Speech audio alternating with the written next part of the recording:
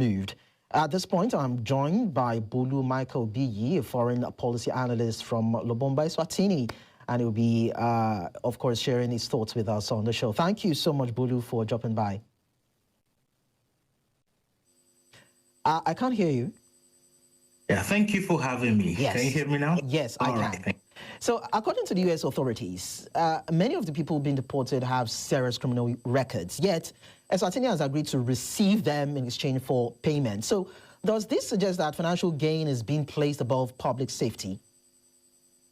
Well, I think on the surface, it looks like financial gain is being placed above public safety because, when we look at, Eswatini as a country, I think it's the smallest country in Africa, middle income economy as well.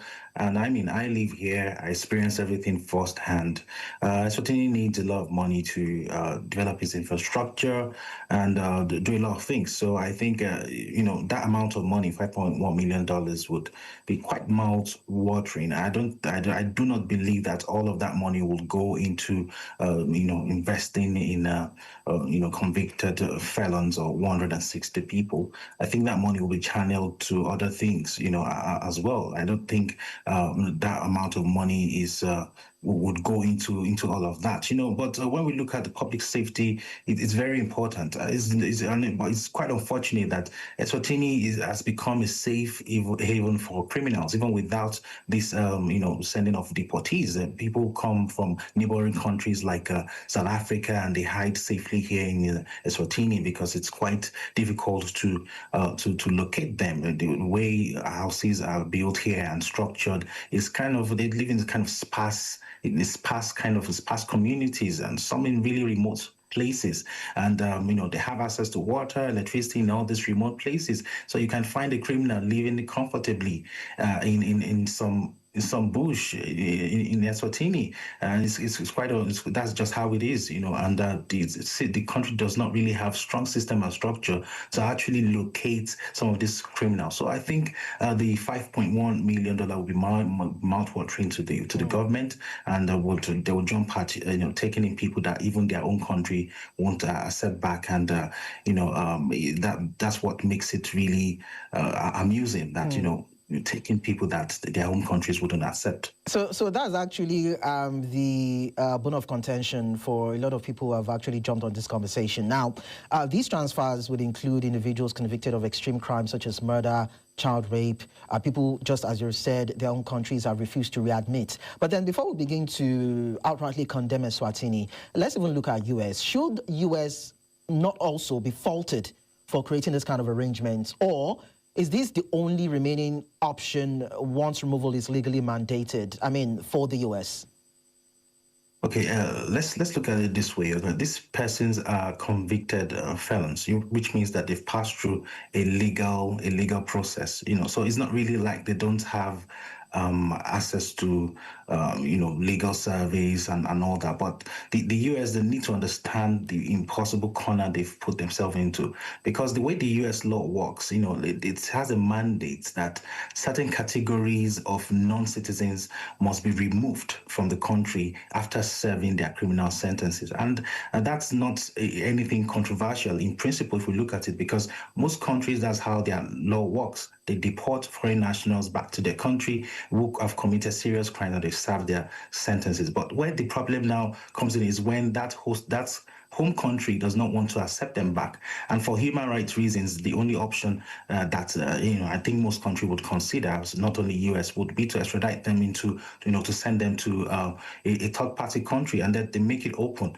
Tell the country, third-party country will give you this amount of money to take care of them on our behalf, to build the correctional facilities and all that, whatever you need to absorb them, because they can't stay in our country by law.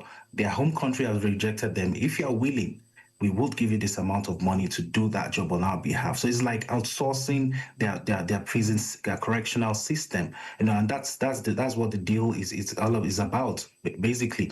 So it's because of the U.S. law. That's why they are, exploring the third party countries, and they didn't force any third party country to accept these people in. I mean, Ghana accepted some, Nigeria refused, some other countries have refused as well. So it's not. I think the argument is quite. There are two sides to it. There is a human rights perspective to it. There's a legal perspective to it, and the U.S. They are doing this because they've been legally caught by their own local law. Now, Bolu, several of these deportees have no ties to the countries receiving them. We're talking about people from Laos, Vietnam, Cuba, Yemen, even Jamaica, and now Eswatini, a place where they have no community or legal status, so to speak, are going to be, recipients of this set of people. Now, could this produce some unexpected economic issues? You talked about how it might affect security within communal places in the country, but what about economically? What about social pressures for the host nation? Isn't the kingdom also concerned about these? So if I want to give you a straight answer, I don't think the kingdom is concerned about that, because the monarchy, everything surrounds all about the king, King Osati III. So there's nothing that happens in the country that does, this kind of arrangement. It definitely have a stake in it. So they're basically just creating a population of stateless people, and this is a country whereby there's no infrastructure to really support them. These people are not immigrants who chose Eswatini. They don't have family networks here. They don't have any connection to this place. They don't have any support system, and they don't also have a legal status. So it will create a level of desperation, and desperation builds crime. And we've had instances whereby there's been prison breaks and all that, and these people, they've probably been they've escaped probably U.S. prison, probably gone back to another neighboring country, let's say Mexico. They catch them there, they bring them back. So leaving the prison in Eswatini would be child's play for them, and that's the concern of the average Swati person here. So when we have people with no legal way to work, they don't have any community tie, they don't have any family support, they will turn into illegal activities just to survive. And that's what we anticipate, and that's the fear of people. There's certainly police and security service that are not that equipped to manage this situation. They are known to be quite lenient, very lenient, compared to neighboring countries, like police in neighboring countries like South Africa. So they're going to be dealing with criminals or individuals that are even harder than themselves. They're dealing with individuals who from different, completely different cultural and linguistic background. They're potentially with gang affiliations that has never been heard of in the history of this country. So it's a huge concern to us as even persons living here as residents, and I can imagine how the citizens here that are probably going to live here for the long term will be feeling about their long-term security. Well, you said that the money is mouth-watering. I mean, 5.1 million. Why not take the risk? Now, even the Eswatini's, that's the finance minister, said that money would actually be deposited into a disaster management account. But aside that, there is no, public explanation, no sort of giving full details as regards how the money would be used. So, should the lack of transparency, raise some sort of concerns about how this particular money that has been received will be managed? Absolutely. The issues will definitely raise concerns, and it's a massive red flag. But it's not like the people in the country have any power to protest or whatsoever. The last protest we had was a couple of years ago, and it didn't turn out well at all. And, a large population of Swazis here are very timid. When one person has been tear gassed or shot and the news spreads around, the population of Lagos is bigger than the entire country. We're about just 1.2 million here, really small country, and the bad news spread faster than the mobile data. So it's to scare the people from even protesting, and they're used to not talking than talking. And the term disaster management account is kind of vague. It's extremely vague language, and people have lost trust in the system. They won't even be bothered because anyway, everything is about the king, So it's that word, the disaster management account. There are no details about it. It could mean anything. In practice, it means little or no oversight, especially in a country where the governance track record is so bad. The opacity around large cash transfers that have come into the country in the past, has triggered alarm bells, and nothing has been done about it. So that's the challenge with being in an absolute monarchy, because the accountability mechanism is almost absent, and the history of corrupt concerns is insane here. There's the civil society oversight is also quite weak. You see, I've seen the video of a few people gathering together in the alleyway, just doing their thing, not really making any noise, not really protesting. It felt like a morning walk to me.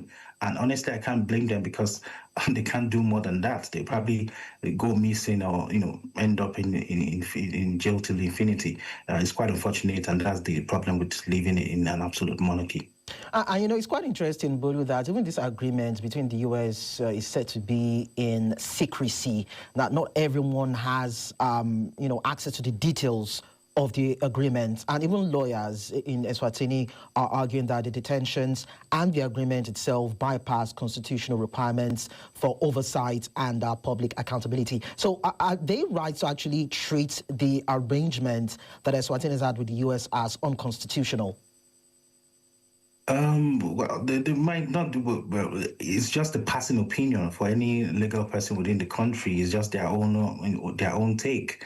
It's quite unfortunate. It doesn't hold water, any substance to actually change the course of governance or want to bring any level of accountability, because the government is used to keeping things secret, and when something has become a habit, the people get used to it.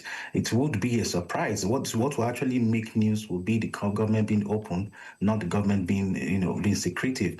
But both governments are they're keeping things secret. It's quite they're used to, people here are used to it. We're used to it here in the country, and the government also would not want to create the level of public disclosure that will destabilize the quality or the safety of the country. Eswatini wouldn't want to be in the news for bad reasons. That bad reasons on being the headline of global newspapers. Quite one of those close countries, similar to kind of North Korea. North Korea is extreme, I get, but it's not one of those countries that you want to list the top 20 countries off at the back of your fingers. Eswatini or Swaziland would not be at the top 20 of the average African. That's what I mean. So they wouldn't want to create any problem that they cannot deal with. Don't forget, I said earlier that they don't really have that security infrastructure or apparatus to really control chaos, and from the U.S. perspective, the agreement is legally questionable. We know that it's politically toxic, in my opinion, but at the same time, the money is needed in the country. From Eswatini's perspective, the deal is deeply unpopular domestically. Most Swazis are not happy about it because there's widespread unemployment and poverty skyrocketing at an unassailable rate. And they would want part of that money to be going into something constructive, not to harbor 160 plus convicted felons.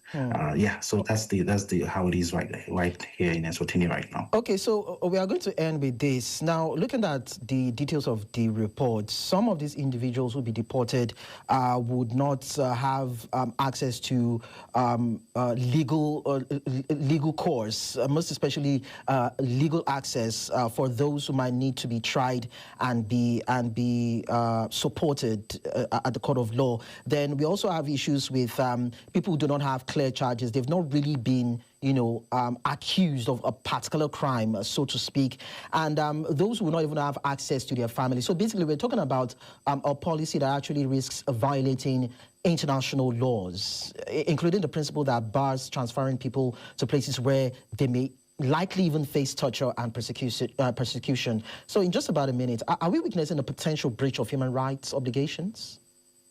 Yes, definitely, because holding people without, clear legal status or without charges, without any judicial oversight or any, legal representation, it clearly violates the International Covenant on Civil and Political Rights, which both the United States and Eswatini have ratified, and part of it is the right to family life. So when deportees have no family members, even in US or elsewhere, Eswatini, removing them to a third-party country where they have no connection whatsoever, violates their family unity, which is protected under this international law. And there are also trafficking concerns as well, because the average legal scholar would argue that paying countries to accept people against their will constitute a form of trafficking, and which is actually quite valid. So yes, to answer your question plainly, there's an extremely high risk that, based on all the available evidences, the violations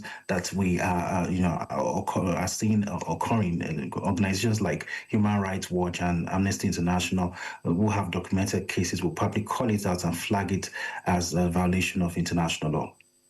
Okay, well, we are going to see how Eswatini would be managing these set of people. I understand about 15 have been sent to the country out of 160 that the kingdom is actually expecting.